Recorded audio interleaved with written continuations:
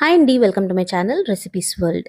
ఇవాళ మనం simple and easy cauliflower ఆలుగడ్డ ఫ్రై ఎలా చేయాలో చూద్దాం. చాలా చాలా బాగుంటుంది, తప్పకుండా ట్రై చేసి చూడండి. ఇలాంటి మరెన్నో మంచి మంచి ఈజీ రెసిపీస్ మన ఛానల్లో ఉన్నాయి.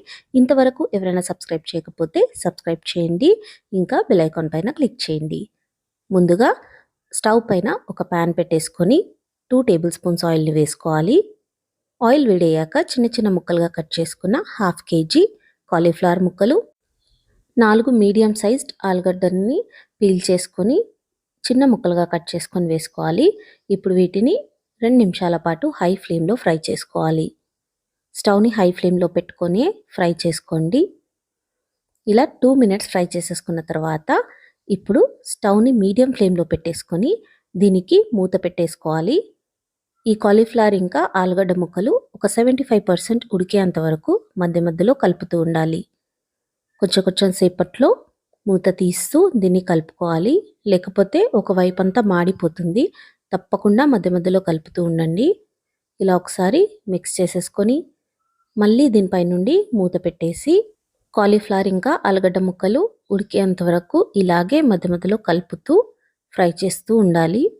చాలా చాలా టేస్టీగా ఉంటుంది. చాలా సింపుల్గా చేసుకోవచ్చు, కానీ ఈ కర్రీ అయితే చాలా టేస్టీగా ఉంటుంది. తప్పకుండా ట్రై చేయండి. చూసారా, ఆలుగడ్డలు ఆల్మోస్ట్ 75% వరకు ఉడికినట్టే.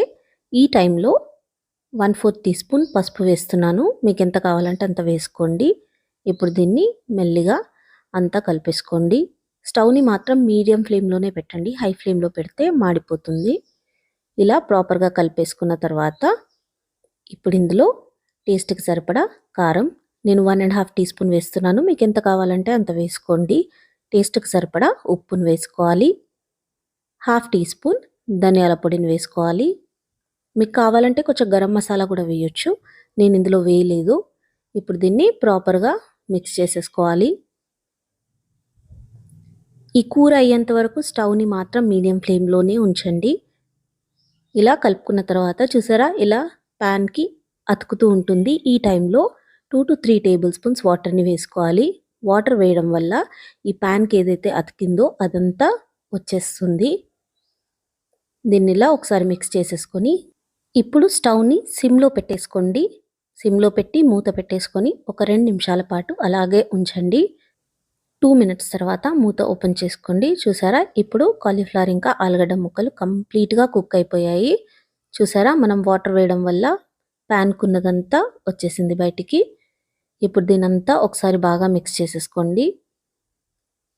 ఇప్పుడు స్టవ్ని మీడియం ఫ్లేమ్లో పెట్టేసుకొని దీనిపై నుండి కట్ చేసుకున్న కొత్తిమీరను వేసేసుకోవాలి. కొత్తిమీర వేయడం వల్ల చాలా చాలా ఫ్లేవర్ఫుల్గా ఉంటుంది. తప్పకుండా కొత్తిమీరను వేయండి, స్కిప్ చేయొద్దు. ఇప్పుడు దీన్ని ఇలా ఒకసారి మిక్స్ చేసేసుకొని ఒక 1 మినిట్ మీడియం ఫ్లేమ్లోనే ఉడికించుకున్న తర్వాత స్టవ్ ఆఫ్ చేసేసి సర్వ్ చేసుకోవాలి. టేస్టీ టేస్టీ కాలీఫ్లవర్ ఆలుగడ్డ ఫ్రై సర్వ్ చేసుకోవడానికి రెడీ అయిపోయింది.